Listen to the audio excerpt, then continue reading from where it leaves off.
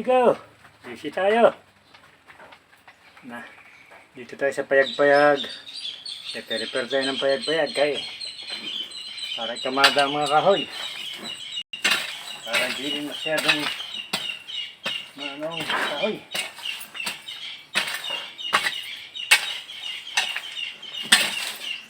Kaya ito, patag-patag konti.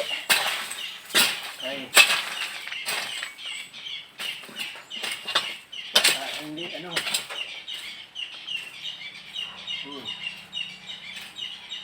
na.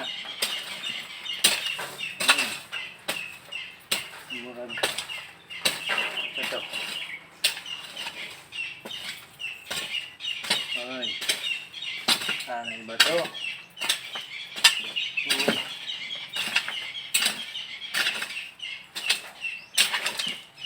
Murag itlog.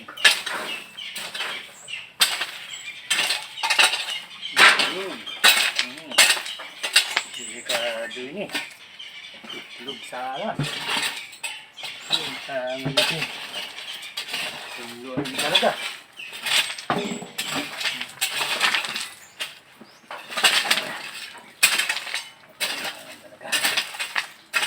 Tuluan. Bahaya ng mga ahas.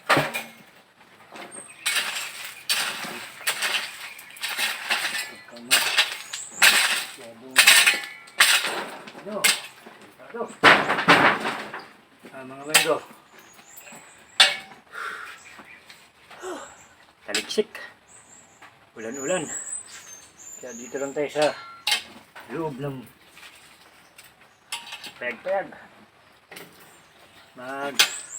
patag-patag ng lupa at maglagay ng pagkakamadahan ng kahoy.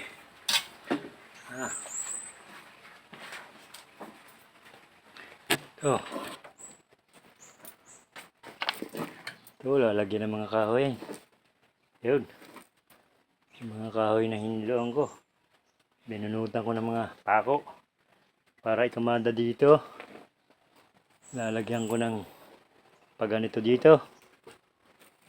Para patungtungan ng kahoy. Ito. Ito. Tutungtong dito ang kahoy. Para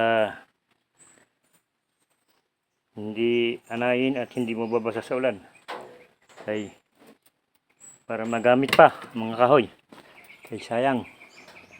Kaya mga kaibigan, pasensya muna tayo.